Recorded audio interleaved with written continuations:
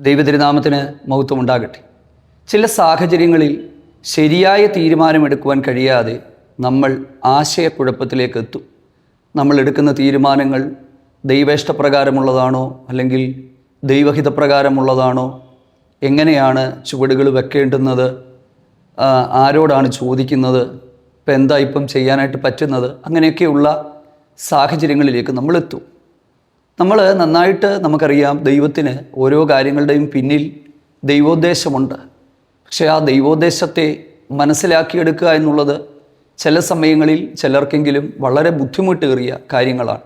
പ്രത്യേകിച്ച് കുഞ്ഞുങ്ങളുടെ വിവാഹവുമായിട്ട് ബന്ധപ്പെട്ട്, ജോലിയുമായിട്ട് ബന്ധപ്പെട്ട്, ഉപരിപഠനം, അതുപോലെ അങ്ങനെ ജീവിതത്തിലെ നിർണായകമായ ചില തീരുമാനങ്ങളുടെ സമയങ്ങളിൽ ഉചിതമായ ദൈവഹിതപ്രകാരമുള്ള തീരുമാനങ്ങൾ കൈക്കൊള്ളേണ്ടി വരുന്ന സാഹചര്യങ്ങളിൽ എങ്ങനെയാണ് നമുക്ക് ശരിയായ ഒരു തീരുമാനത്തിലേക്ക് എത്താനായിട്ട് പറ്റുന്നത്? പല സമയങ്ങളിലും എന്തുകൊണ്ടാണ് ദൈവഹിതപ്രകാരം നമുക്ക് തീരുമാനങ്ങൾ എടുക്കാൻ കഴിയാതെ പോകുന്നത്? ഇന്നത്തെ ഈ ഒരു വീഡിയോയിൽ 4 കാര്യങ്ങളാണ് നമ്മൾ ചിന്തിക്കുവാനായിട്ട് പോകുന്നത്. ദൈവഹിതപ്രകാരമുള്ള തീരുമാനം നമുക്ക് എങ്ങനെ എടുക്കാനായിട്ട് പറ്റും എന്നുള്ളത് ദൈവവചനത്തിൻ്റെ അടിസ്ഥാനത്തിലുള്ള 4 കാര്യങ്ങളിലേക്ക് വളരെ വേഗത്തിൽ നമ്മൾ പോവുകയാണ്. ഈ വീഡിയോ ഇങ്ങനെ നിങ്ങളിലേക്ക് എത്തിക്കുന്നതിൻ്റെ പിന്നിലെ കാരണം തന്നെ കഴിഞ്ഞ ദിവസങ്ങളിൽ കുറച്ചധികം ആളുകൾ മെസ്സേജുകളൊക്കെ അയച്ചിട്ട് പറഞ്ഞു, പല വിഷയങ്ങൾക്ക് വേണ്ടി പ്രാർത്ഥിക്കുകയാണ്, എന്താണ് ചുവട് വെക്കേണ്ടതെന്ന് അറിയത്തില്ല, ഒത്തിരി ഓപ്ഷൻസ് ഞങ്ങളുടെ മുമ്പിലുണ്ട്, അപ്പം എങ്ങനെയാണ് ആ തീരുമാനങ്ങൾ കൃത്യമായിട്ട് ആ സ്ഥലങ്ങളിൽ കൈക്കൊള്ളേണ്ടത്, ഒന്ന് സഹായിക്കാമോ? പലരും ദൈവാലോചന ചോദിക്കാനെന്നുള്ള രീതിയിലാണ് പലരും വിളിച്ചത്. അപ്പം ഞാൻ അവരോടൊക്കെ പ്രാർത്ഥിക്കാനായിട്ടൊക്കെ പറഞ്ഞു. പൊതുവേ ഞാൻ ഫോണിലൂടെ ആരോടും അങ്ങനെ ദൈവാലോചന പറയാറില്ല എന്നുള്ളതാണ് മറ്റൊരു സത്യം. അതിന് ഒത്തിരി കാരണങ്ങളുണ്ട്. കാരണം ഇതൊരു പബ്ലിക് പ്ലാറ്റ്ഫോം ആയതുകൊണ്ട് നമ്മളെ വിളിക്കുന്നത് ആരാണെന്നോ എന്താണെന്നോ ഒന്നും നമുക്കറിയത്തില്ല. അങ്ങനെയൊക്കെയുള്ള സാഹചര്യങ്ങളിൽ രണ്ടാമത്തേത്, ദൈവം പറയാത്ത ഒരു കാര്യവും പറയരുതെന്ന് ആഗ്രഹിക്കാത്തത് കൊണ്ടാണ്. വെറുതെ നമ്മൾ എന്തെങ്കിലും പറഞ്ഞിട്ട് കാര്യമില്ല. അതുപോലെ ദൈവം ഹൃദയത്തിൻ്റെ അകത്ത് ദൈവാത്മാവ് പ്രേരണ തന്നാൽ മാത്രമേ ഞാനൊരു ദൈവാലോചനയായി എന്തെങ്കിലും പറയാറുമുള്ളൂ. കർത്താവ് നമ്മളെല്ലാവരെയും സഹായിക്കട്ടെ. ഈ ഒരു 4 കാര്യങ്ങൾ നമ്മൾ ചിന്തിക്കുവാനായിട്ട് പോവുകയാണ്. ഒന്നാമത്തേത്, നമ്മൾ ഈ ദൈവഹിതവുമായിട്ട് ബന്ധപ്പെട്ട് അല്ലെങ്കിൽ ദൈവാലോചനയുമായിട്ട് ബന്ധപ്പെട്ട് മനസ്സിലാക്കേണ്ടുന്ന ഒരു കാര്യം, ഉറപ്പായിട്ട് ദൈവം തൻ്റെ വഴി കാണിച്ചു തരും. അത് നമ്മൾ ആദ്യം മനസ്സിലാക്കണം. കാരണം ദൈവവചനത്തിൽ ഉപദേശിച്ച് വഴി കാണിച്ചു തരുമെന്നും ദൃഷ്ടി വെച്ച് ആലോചന പറഞ്ഞു തരുമെന്നൊക്കെ ഉള്ളത് ദൈവത്തിൻ്റെ വാഗ്ദത്തമാണ്. 32-ാം സങ്കീർത്തനത്തിൻ്റെ 8-ാമത്തെ വാക്യത്തിലാണ്. അപ്പോൾ ഒരു കാര്യം ഉറപ്പാണ്, ദൈവം ആലോചന പറഞ്ഞു തരും. അതിന് തർക്കമൊന്നുമില്ല. അപ്പം നമുക്കുണ്ടാകുന്ന ഒരു സംശയം, എന്തുകൊണ്ട് ചിലരുടെ ജീവിതത്തിൽ ദൈവം പറയുന്നത് നടക്കുന്നു, ചിലരുടെ ജീവിതത്തിൽ ദൈവം പറയുന്നത് നടക്കുന്നില്ല, അല്ലെ ദൈവം എന്താ മിണ്ടാതിരിക്കുന്നത്? ഒത്തിരി കാര്യങ്ങളുണ്ട്. ഈ വീഡിയോ മുഴുവനും കേട്ട് കഴിയുമ്പോൾ നിങ്ങൾക്കത് മനസ്സിലാകും. നമ്മൾ ദൈവത്തെ ഒന്ന് മനസ്സിലാക്കണം. നമ്മൾ കാര്യസാധ്യത്തിനായിട്ടോ നമ്മുടെ താൽക്കാലികമായ കാര്യങ്ങളുടെ സാധ്യത്തിനായിട്ട് ഒരിക്കലും നമ്മൾ ദൈവസന്നിധിയിലേക്ക് പോകരുത്. കാരണം യഹോവ ഭക്തനായ പുരുഷനാര് അവൻ പോകേണ്ടുന്ന വഴി അവന് കാണിച്ചു കൊടുക്കും. പോകുന്ന വഴിയല്ല, പോകേണ്ടുന്ന വഴി. അപ്പോൾ പോകേണ്ടുന്ന ഒരു വഴിയുണ്ട്, ആ വഴി ദൈവം കാണിച്ചു കൊടുക്കുന്നത് ദൈവഭക്തനാണ്. അപ്പം നമ്മൾ ദൈവഹിതപ്രകാരവും ദൈവത്തോട് ചേർന്ന് നയിക്കുന്ന ഒരു ജീവിതവും നയിക്കുന്ന ഒരാളാണെങ്കിൽ വളരെ വേഗം ദൈവം സംസാരിക്കും.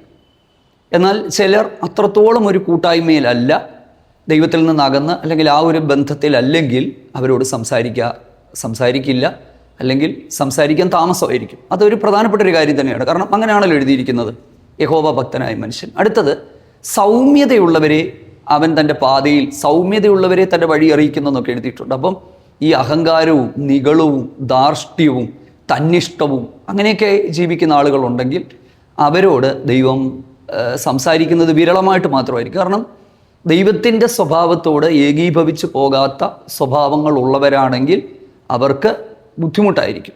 ഇപ്പം അതുകൊണ്ടാണ് നമ്മൾ ഈ പല വീഡിയോയിലും ഇതേ കാര്യം തന്നെ പറയുന്നത്. ഇതെല്ലാം രേഖപ്പെടുത്തിയിരിക്കുന്നത് 25-ാം സങ്കീർത്തനമാണ്. അതിൻ്റെ 9, 12 വാക്യങ്ങളൊക്കെയാണ് ഞാൻ പറഞ്ഞത്. പോട്ടെ. അപ്പം ഇതൊക്കെയാണ് ദൈവഹിതത്തിന് തടസ്സമായിട്ടുള്ള കാര്യങ്ങൾ. അപ്പം ഞാൻ പറഞ്ഞു, നമ്മൾ ഉചിതമായ തീരുമാനങ്ങൾ എടുക്കാനായിട്ട് ഇങ്ങനെ സംശയിച്ച് നിൽക്കുമ്പോൾ നമ്മൾ ചെയ്യേണ്ടുന്ന കാര്യങ്ങൾ വളരെ വേഗത്തിൽ പറയുകയാണ്.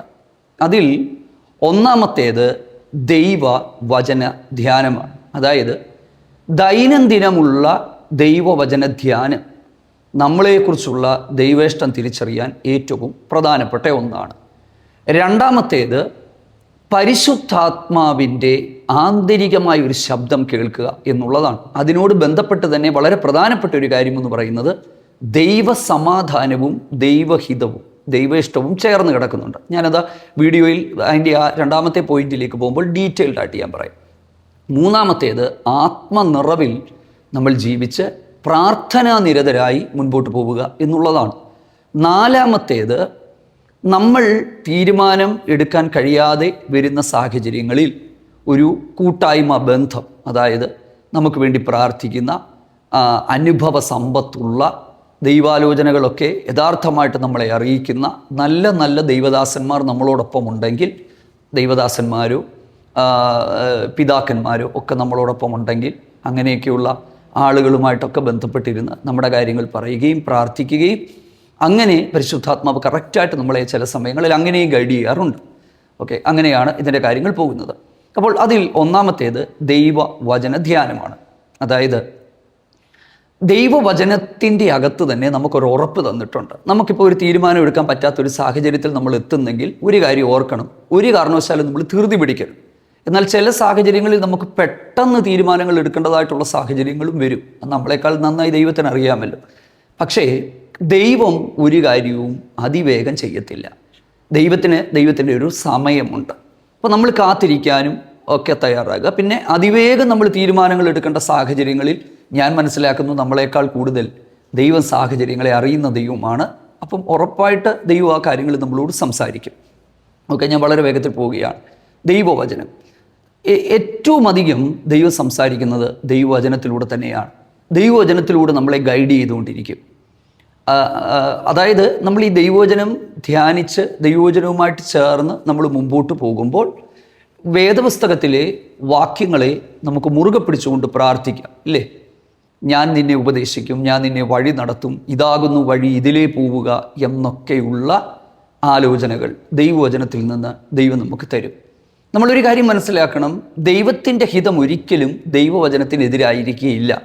ദൈവവചനത്തിലൂടെ കൃത്യമായിട്ട് ദൈവം നമ്മളെ വഴി നടത്തുമെന്നുള്ള കാര്യം നമ്മൾ മനസ്സിലാക്കുക. നമ്മൾ ദൈവവചനം ദൈനംദിനവും നമ്മൾ ദിവസവും നമ്മൾ ദൈവവചനം വായിക്കുക. പ്രത്യേകിച്ച് നമ്മൾ ഇങ്ങനെ തീരുമാനങ്ങൾ എടുക്കാൻ പറ്റാത്ത സാഹചര്യങ്ങളിൽ കുറച്ച് സമയങ്ങൾ ഉപവാസത്തിലോ പ്രാർത്ഥനയിലോ ഉചിതമായ ഒരു തീരുമാനങ്ങൾ എടുക്കാൻ ദൈവസന്നിധിയിൽ നമ്മൾ അവൈലബിളായി ഇരുന്നു കൊണ്ട് ദൈവവചന ധ്യാനത്തിങ്കിലും പ്രാർത്ഥനയിലും പ്രാർത്ഥന നിരതരായി മുമ്പോട്ട് പോയാൽ ഏതെങ്കിലും മാധ്യമങ്ങളിലൂടെ അത് ഇന്നതെന്ന് നമുക്ക് പറയാൻ പറ്റില്ല. ഒന്നുകിൽ സ്വപ്നങ്ങളിലൂടെയോ ദർശനങ്ങളിലൂടെയോ നമ്മളറിയാത്ത ആളുകൾ പോലും വന്ന് ചിലപ്പോൾ നമ്മളോട് ഇന്ന കാര്യമൊന്ന് പറയും. എനിക്ക് ഒത്തിരി അനുഭവങ്ങൾ ഉണ്ടായിട്ടുണ്ട്, ഞാനത് പിന്നാലെ പറയാം. ഓക്കെ, അപ്പം നമ്മളോടത് അങ്ങനെ സംസാരിക്കുന്നത് നമുക്ക് മനസ്സിലാക്കാനായിട്ട് പറ്റും. അപ്പം ഒന്നാമത്തേത് ദൈവവചന ധ്യാനമാണ്. രണ്ടാമത്തേത് വളരെ പ്രധാനപ്പെട്ട മോസ്റ്റ് ഇമ്പോർട്ടൻറ്റ് എന്ന് ഞാൻ വിശ്വസിക്കുന്ന ഒരു കാര്യം ദൈവാത്മാവിൻ്റെ ആന്തരികമായൊരു ശബ്ദമാണ്. ദൈവാത്മാവിൻ്റെ ആന്തരികമായൊരു ശബ്ദം. പക്ഷേ ഈ ആന്തരികമായ ശബ്ദം കേൾക്കാൻ നമുക്ക് കഴിയണമെങ്കിൽ നമ്മൾ ദൈവഭക്തന്മാരായി ജീവിക്കണമെന്നുള്ളതാണ് സത്യം. എങ്ങനെയാണ് ദൈവാത്മാവിനാൽ നിയന്ത്രിക്കപ്പെട്ട് ജീവിക്കേണ്ടത് എന്നുള്ളത് ഇതിനു മുമ്പ് പല സാഹചര്യങ്ങളിലും ഞാൻ നിങ്ങളോട് പറയുകയുണ്ടായി. അപ്പം ഞാൻ മനസ്സിലാക്കിയൊരു കാര്യം, നമ്മൾ ദൈവത്തിൻ്റെ ആത്മാവിനാൽ നിയന്ത്രിക്കപ്പെട്ട് നമ്മൾ ജീവിക്കുന്നവരെങ്കിൽ ഒരു കാര്യം ഞാൻ എംഫസൈസ് ചെയ്ത് ഞാൻ നിങ്ങളോട് പറയുകയാണ്. അതായത് നമ്മൾ ഒരു തീരുമാനം എടുക്കേണ്ടുന്ന ഒരു സാഹചര്യത്തിലേക്ക് എത്തുന്നതിന് മുമ്പ് തന്നെ പരിശുദ്ധാത്മാവ് ആ കാര്യം നമുക്ക് വെളിപ്പെടുത്തി തരും. ഇത് വ്യക്തമായി എൻ്റെ ജീവിതത്തിൽ ഇത്രയും 10-20 വർഷങ്ങളോളമായിട്ടുള്ള ആത്മീക ശുശ്രൂഷയിൽ ഞാൻ മനസ്സിലാക്കിയ ഒരു കാര്യം, നമ്മൾ ദൈവാത്മാവിനാൽ നയിക്കപ്പെട്ടു പോകുന്നൊരു വ്യക്തിയാണെങ്കിൽ നമ്മുടെ ജീവിതത്തിലേക്ക് നമ്മൾ ഒരു സാഹചര്യത്തിലേക്ക് എത്തുന്നതിന് മുമ്പ് തന്നെ, അതായത് നമ്മളൊരു കൺഫ്യൂസിങ് സിറ്റുവേഷനിൽ ആകുന്നതിന് മുന്നേ തന്നെ നമ്മളോട് സംസാരിച്ച് നമ്മുടെ സംശയങ്ങളെ നിവാരണം ചെയ്തിരിക്കും. ഫോർ എക്സാമ്പിൾ, എനിക്ക് ഈ വർഷത്തിൻ്റെ ആരംഭത്തിൽ ഒരു ശുശ്രൂഷയുമായിട്ട് ബന്ധപ്പെട്ട് മറ്റൊരു രാജ്യത്തിൽ നിന്ന് ഒരു ഓഫർ എനിക്ക് വന്നു. ഒരു ഭയങ്കര കൺഫ്യൂസിങ് ആണ്. എനിക്ക് പക്ഷേ കൺഫ്യൂഷൻ ഉണ്ടായില്ല. കാരണം അതിനു മുന്നേ ദൈവത്തിൻ്റെ ആത്മാവ് എന്നോട് നീ അതിലെ പോകരുതെന്ന് പറഞ്ഞിരുന്നു. അപ്പം അതുകൊണ്ടാണ് ഞാൻ പറഞ്ഞത്, നമ്മൾ മനസ്സിലാക്കുക, ദൈവത്തിൻ്റെ ആത്മാവിൻ്റെ ആലോചനയാണ് ഇതിലേറ്റവും പരമപ്രധാനമായിട്ടുള്ളത്. രണ്ടാമത്തേത്, ദൈവത്തിൻ്റെ ആത്മാവിൻ്റെ ആലോചന എങ്ങനെ തിരിച്ചറിയും? ഇന്നത്തെ കാലത്ത് പറ്റിയ പ്രശ്നം ഞാൻ പറഞ്ഞുതരാം. ഈ ദൈവദാസന്മാരൊക്കെ നല്ലതാണ്, പക്ഷെ 10 പ്രവാചകന്മാരോട് പറഞ്ഞ 10 കാര്യങ്ങൾ ഇവർ പറയും. പക്ഷേ ആരെല്ലാം എന്തെല്ലാം പറഞ്ഞാലും നമ്മുടെ ഉള്ളിൽ നമുക്കൊരു കൺഫർമേഷൻ ഉണ്ടാകണം, നമുക്കൊരു ഉറപ്പുണ്ടാകണം, നമുക്കൊരു ധൈര്യം ഉണ്ടാകണം. ഇല്ലെങ്കിൽ നമ്മൾ പോകും, ഇല്ലെങ്കിൽ നമ്മൾ പെട്ടുപോകും, ഉറപ്പാണ്. നമ്മുടെ ഉള്ളിൽ നമുക്കൊരു കാര്യം ഉണ്ടാകണം. അതെങ്ങനെ നമുക്കുണ്ടാകും? ശ്രദ്ധിച്ച് കേൾക്കുക. ഞാൻ ഇനി പറയുന്ന കാര്യങ്ങൾ എനിക്ക് തോന്നുന്നു ഈ വീഡിയോയിൽ ഏറ്റവും മോസ്റ്റ് ഇമ്പോർട്ടൻറ്റ് തിങ്ങാണ് ഞാൻ പറയാനായിട്ട് പോകുന്നത്. കൊലോസ്യ ലേഖനത്തിലൊരു വാക്യമുണ്ട്, ക്രിസ്തുവിൻ്റെ സമാധാനം അല്ലെങ്കിൽ ദൈവസമാധാനം നിങ്ങളുടെ ഹൃദയങ്ങളിൽ വാഴട്ടെ. റോമാലേഖനം 8-ാം അധ്യായത്തിൽ നമ്മൾ കാണുന്നത് ആത്മാവിൻ്റെ ചിന്ത എന്ന് പറയുന്നത് ജീവനും സമാധാനവുമാണ്. അതായത് പീസ് ഓഫ് ഗോഡ്, മനസ്സിൻ്റെ പീസ്, ദൈവം തരുന്ന സമാധാനം, അതായത് പരിശുദ്ധാത്മാവിൻ്റെ സമാധാനം, അത് നിങ്ങളുടെ ഹൃദയങ്ങളിൽ വാഴട്ടെന്നാണ്.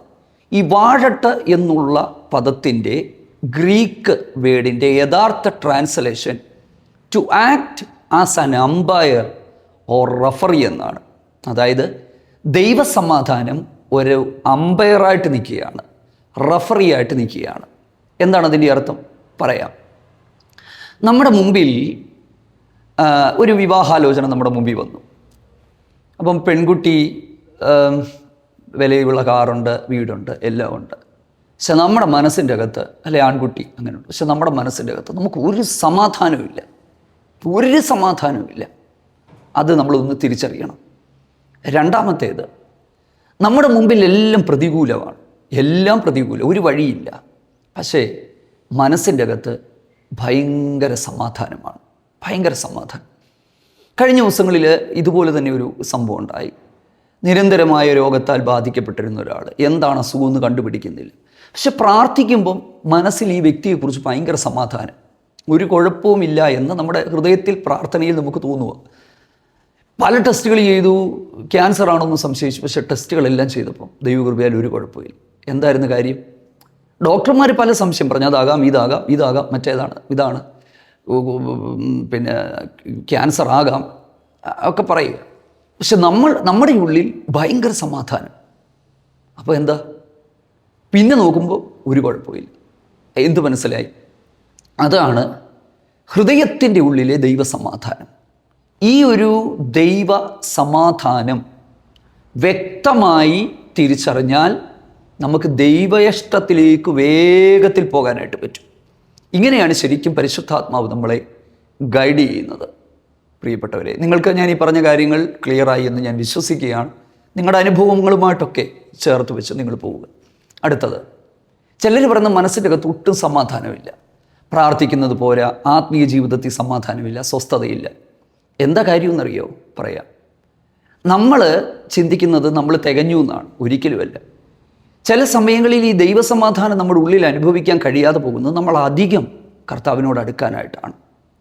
കാരണം 2016, 17 ആ സമയങ്ങളിലൊക്കെ എനിക്കൊരു സമാധാനമൊക്കെ, നമ്മൾ ശുശ്രൂഷ ചെയ്യുന്നുണ്ട്, എല്ലാം ചെയ്യുന്നുണ്ടെങ്കിലും ഒരു സമാധാനമില്ല. ഇതല്ല കർത്താവ് ആഗ്രഹിക്കുന്നത്. ഇതിനപ്പുറത്ത് കർത്താവ് എന്നിൽ നിന്ന് എന്തൊക്കെയോ ആഗ്രഹിക്കുന്നു. കർത്താവിന് എന്നിലൂടെ എന്തൊക്കെയോ ഇനിയും ചെയ്തെടുക്കാനുണ്ട്. ഇപ്പം നമ്മൾ നോക്കുമ്പോൾ പലതും നമ്മൾ ചെയ്യുന്നുണ്ട്, പക്ഷേ അതല്ല, ഇതിനപ്പുറം എന്തൊക്കെയോ ചെയ്യാനുണ്ട്. പക്ഷേ ഇന്ന് ഞാൻ തിരിഞ്ഞു നോക്കുമ്പോൾ ഒരു കാര്യം എനിക്ക് മനസ്സിലായി.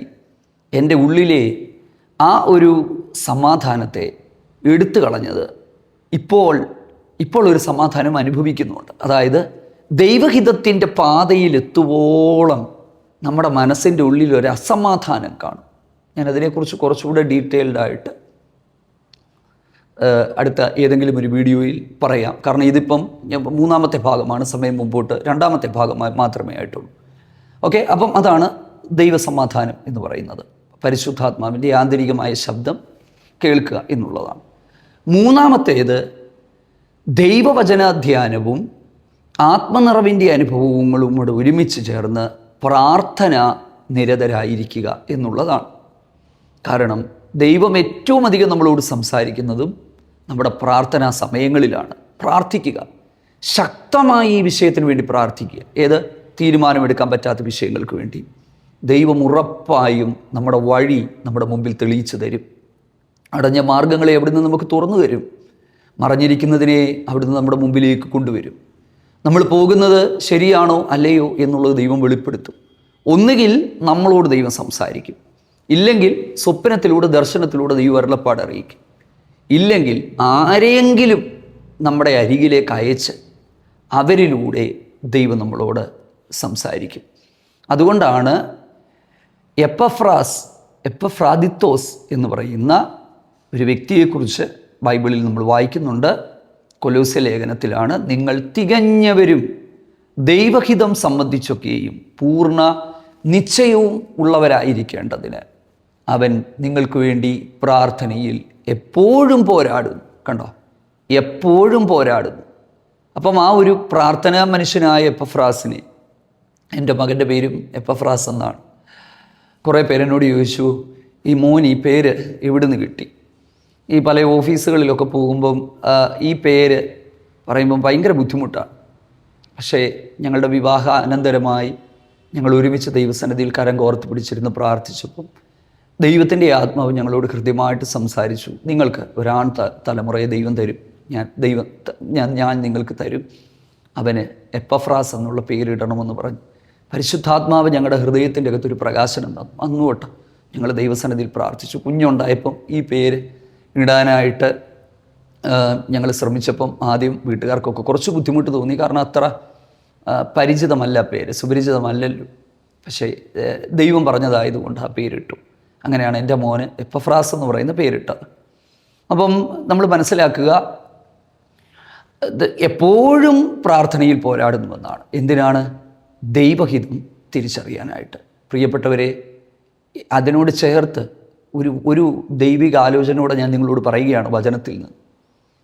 നമ്മൾ ദൈവഹിതം തിരിച്ചറിയാൻ വല്ലപ്പോഴും പ്രാർത്ഥിക്കുന്നു, സാഹചര്യങ്ങളിലെത്തുമ്പോൾ പ്രാർത്ഥിക്കും. പക്ഷെ ദൈവഭക്തന്മാർ എപ്പോഴും അവരെക്കുറിച്ചുള്ള ദൈവഹിതം, എന്ത് ദൈവഹിതമാണ്? ജോലിയും കല്യാണവും മാത്രമല്ല, ആത്മീകമായ സകല വിഷയങ്ങളിലും നമ്മളെക്കുറിച്ചുള്ള ദൈവഹിതം, നമ്മളെക്കുറിച്ചുള്ള ദൈവോദ്ദേശം, ശുശ്രൂഷകളെക്കുറിച്ചുള്ള ഉദ്ദേശം. ഞാനിപ്പോൾ ഒരു ശുശ്രൂഷകനാണ്. എന്നെക്കുറിച്ച് ദൈവം എന്താണ് ആഗ്രഹിക്കുന്നത്? നമ്മൾ ഓരോരുത്തരെക്കുറിച്ചും ഓരോ സമയത്തും എന്ത് ചെയ്യണമെന്ന് ദൈവത്തിന് ഹിതമുണ്ട്. ആ ഒരു ടൈമിംഗ് വളരെ പ്രധാനപ്പെട്ടതാണ്. ഞാനിതിനു മുമ്പ് പറഞ്ഞിട്ടുണ്ട്, ആസിയയിൽ വചനം പ്രസംഗിക്കരുതെന്ന് പറഞ്ഞു. അപ്പോൾ പ്രസംഗിക്കാനും പ്രസംഗിക്കാൻ പാടില്ലാത്തതുമായ സ്ഥലങ്ങളുണ്ട്. ആയിരിക്കണമെന്ന് ദൈവം കരുതുന്ന സ്ഥലമുണ്ട്, ആയിരിക്കാൻ പാടില്ലെന്ന് ദൈവം കരുതുന്ന സ്ഥലങ്ങളുണ്ട്. നമ്മൾ ഉണ്ടാകണമെന്ന് ദൈവം കരുതുന്ന സ്ഥലങ്ങളുണ്ട്, നമ്മൾ ഉണ്ടാകരുതെന്ന് ദൈവം കരുതുന്ന സ്ഥലങ്ങളുണ്ട്. നമ്മൾ ചെയ്യണമെന്ന് ദൈവം ചിന്തിക്കുന്ന കാര്യങ്ങളുണ്ട്, നമ്മൾ ചെയ്യാൻ പാടില്ലെന്ന് ദൈവം കരുതുന്ന കാര്യങ്ങളുണ്ട്. അങ്ങനെ ഈ ആത്മീക ജീവിതവുമായിട്ട് ബന്ധപ്പെട്ടുള്ള ഇങ്ങനെയുള്ള കാര്യങ്ങളെല്ലാം തന്നെ തിരിച്ചറിഞ്ഞുകൊണ്ട് മുൻപോട്ട് പോകണമെങ്കിൽ ഒരു ശക്തനായ പ്രാർത്ഥനാ മനുഷ്യന് മാത്രമേ വളരെ എളുപ്പത്തിൽ ഇത് തിരിച്ചറിയാൻ പറ്റത്തുള്ളൂ. അപ്പം പലരും അത് തിരിച്ചറിയാനായിട്ട് അവർക്ക് കഴിയുന്നില്ലെങ്കിൽ ദൈവഭക്തനാണോ, കുറച്ച് മുമ്പ് പറഞ്ഞതുപോലെ സൗമ്യതയുള്ളവരെ വഴി കാണിക്കുന്നു, സൗമ്യതയോടെയാണോ? അടുത്തത് പ്രാർത്ഥനാ ജീവിതത്തിൽ എവിടെയാണ്? ദൈവവുമായിട്ടുള്ള കണക്ഷൻ എവിടെയാണ്? ചില സമയങ്ങളിൽ ഈ നെറ്റ്വർക്കിനൊക്കെ പുറത്തേക്ക് മൊബൈൽ ഫോണൊക്കെ പോകുന്നത് പോലെ നമ്മൾ പുറത്തേക്ക് പോകുമ്പോൾ പിന്നീട് മെസ്സേജുകൾ കിട്ടാതെ വരുന്നത് പോലെ ദൈവത്തിൽ നിന്ന് നമ്മൾ അന്യം നിന്നാണ് പോയതെങ്കിൽ, പാപം ജീവിതത്തിലുണ്ടെങ്കിൽ ചില സമയങ്ങളിൽ ദൈവം മൗനമായിരിക്കും, ദൈവം മിണ്ടാതെയിരിക്കും. അത് വളരെ അപകടകരമായൊരു സാഹചര്യമാണ്. ആ സാഹചര്യത്തെ നമ്മൾ നന്നായി മനസ്സിലാക്കണമെന്നാണ് ദൈവം നമ്മെക്കുറിച്ച് ആഗ്രഹിക്കുന്നത്. ഏറ്റവും ഒടുവിൽ 4ാമത്തെ കാര്യത്തിലേക്ക് വരുമ്പോൾ, നമുക്ക് തുറന്നു പറയാനായിട്ട് പറ്റുന്ന, തീരുമാനങ്ങൾ എടുക്കാൻ പറ്റാതെ ഇരിക്കുന്ന സാഹചര്യങ്ങളിൽ ആത്മിക പക്വതയുള്ള പ്രായമുള്ളവർ, നമുക്കറിയാവുന്ന, യഥാർത്ഥമായി ദൈവ ആലോചന അറിയിക്കുന്ന, പണം ആഗ്രഹിക്കാത്ത, പണത്തിന് വേണ്ടി പ്രവചിക്കാത്ത ആളുകളുണ്ടെങ്കിൽ അവരോട് ഈ ഒരു കാര്യം ഡിസ്കസ് ചെയ്യുക, ഒന്നിച്ചിരുന്ന് പ്രാർത്ഥിക്കുക. എല്ലാവരോടും എല്ലാ കാര്യവും ദൈവം എല്ലായ്പ്പോഴും വെളിപ്പെടുത്തിയെന്ന് വരില്ല. അപ്പം നമുക്ക് സ്വാഭാവികമായ ഒരു സംശയം ഉണ്ടാകും, എന്തുകൊണ്ടാണ് വെളിപ്പെടുത്താത്തത്? കഴിഞ്ഞ ദിവസങ്ങൾ ഒരിടത്ത് ശുശ്രൂഷിച്ചപ്പോൾ ഞാൻ ഇതേ കാര്യം പറഞ്ഞു. എന്നോട് ദൈവം എല്ലാം വെളിപ്പെടുത്താറില്ല. എന്തുകൊണ്ടാണ് ദൈവം എല്ലാവരോടും എല്ലാം വെളിപ്പെടുത്താത്തതിൻ്റെ കാരണം ഞാൻ പറയാം. എന്നോട് ദൈവം എല്ലാം വെളിപ്പെടുത്തിയാൽ നാളെ ഞാനൊരു കൊച്ചു ക്രിസ്തുവായിട്ടങ്ങ് മാറും. പത്തനംതിട്ട ഫ്ലെക്സ് വെക്കും, പിന്നെ കേരളത്തിൽ പറ്റുന്ന എല്ലാ പോസ്റ്റുകളിലും ഫ്ലെക്സ് വെക്കും, എല്ലാ ആലോചനകളും അറിയിക്കും. കുറേ കഴിയുമ്പം ദൈവത്തിന് തന്നെ അറിയാം ഞാനിവിടെ ഒന്നും കാണത്തില്ല. അതായത് ദൈവം തൻ്റെ മഹത്വത്തെ ആർക്കും വിട്ടുകൊടുക്കത്തില്ല. പൗലോസിന് പോലും ജീവിതത്തിൽ ഇതുണ്ടായിരുന്നു. എന്താ?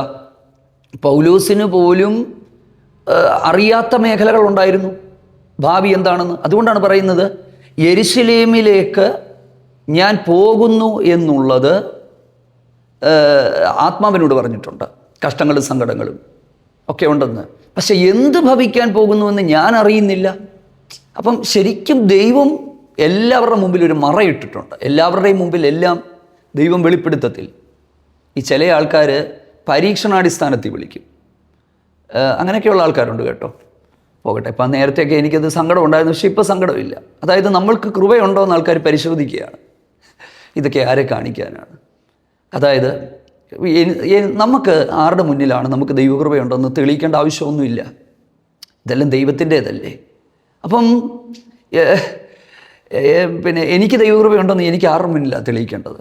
എനിക്ക് ദൈവകൃപയുണ്ടോ എന്നുള്ളത് ദൈവനാമമല്ലേ അതിലൂടെ മഹിമപ്പെടേണ്ടത്. അപ്പം പരീക്ഷിക്കുകയാണ്. എന്നാൽ ദൈവം എല്ലാവർക്കും എല്ലാം വെളിപ്പെടുത്താറില്ല, എന്നാൽ വെളിപ്പെടുത്തുകയും ചെയ്യും. അത് ദൈവത്തിൻ്റെ ഇഷ്ടമാണ്. എല്ലാവർക്കും എല്ലാം ദൈവം വെളിപ്പെടുത്തിയ പിന്നെ എല്ലാവരും അങ്ങ് ദൈവങ്ങളായി മാറും. അതുകൊണ്ട് ദൈവം അത് ചെയ്യാറില്ല. എന്നാൽ ദൈവം വെളിപ്പെടുത്തത്തില്ലേ? തീർച്ചയായും വെളിപ്പെടുത്തും, തീർച്ചയായിട്ടും വെളിപ്പെടുത്തും. സംയമനത്തോടെ ശാന്തതയോടെ ദൈവസന്നിധിയിൽ പ്രാർത്ഥിക്കുക. എൻ്റെ ജീവിതത്തിലെ 1-2 അനുഭവങ്ങൾ കൂടി ഇതിനോട് ചേർത്ത് എനിക്ക് പറയാതിരിക്കാൻ പറ്റില്ല. അതായത് ഞങ്ങളോട് ദൈവം ഞങ്ങളുടെ കുടുംബത്തോടും എൻ്റെ കുടുംബത്തോടും ദൈവം അറിയിക്കണമെന്ന്, അതായത് പല സമയത്തും എന്നോട് സ്വപ്നത്തിലൂടെ ഇടപെട്ട കാര്യങ്ങളിൽ പോലും, അല്ലെങ്കിൽ ഞാൻ ഉപേക്ഷ വിചാരിച്ചിരുന്ന സാഹചര്യങ്ങളിൽ അതിലേക്ക് എത്താതെ വന്നപ്പം വഴിയേ പോയ ദൈവദാസന്മാർ അന്വേഷിച്ച് വന്ന് ദൂത് പറഞ്ഞു പോയിട്ടുണ്ട്.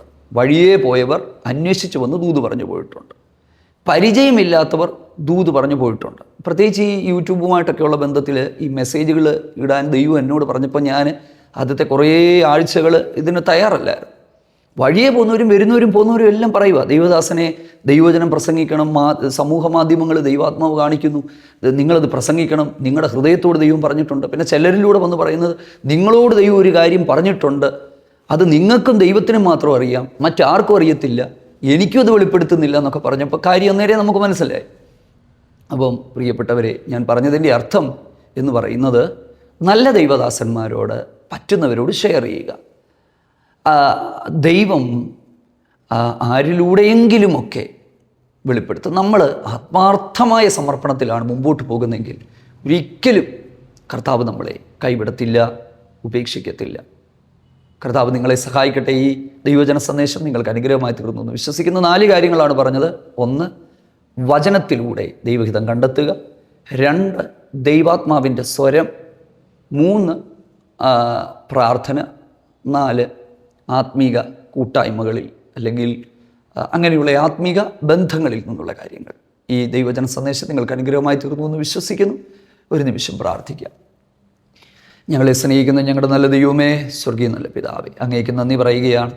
ഈ തിരുവചന സന്ദേശം ശ്രവിക്കുന്ന എല്ലാ പ്രിയപ്പെട്ടവർക്കായിട്ട് പ്രാർത്ഥിക്കുന്നു. കർത്താവേ, ഇത് ഏറ്റവും അനുഗ്രഹമാക്കി തീർക്കണമേ. ഞങ്ങളുടെ ജീവിതത്തിൽ ഞങ്ങൾ ഒത്തിരി തീരുമാനങ്ങൾ എടുക്കേണ്ട സാഹചര്യങ്ങളിലേക്ക് എത്തും. ആ സാഹചര്യങ്ങളിൽ ഉചിതമായ തീരുമാനങ്ങൾ കൈക്കൊള്ളുവാൻ ഞങ്ങൾക്ക് കൃപ നൽകണമേ. ഞങ്ങളുടെ ജനത്തെയൊക്കെ അതിനെ കർത്താവ് പര്യാപ്തമാകണമേ. ഏതെങ്കിലും വ്യക്തികളിൽ മാത്രം ആശ്രയിച്ചത് സമ്പൂർണ്ണമായി ഞങ്ങൾ കർത്താവിൽ ആശ്രയിച്ചുകൊണ്ട് മുമ്പോട്ട് പോകുവാൻ സഹായിക്കണം.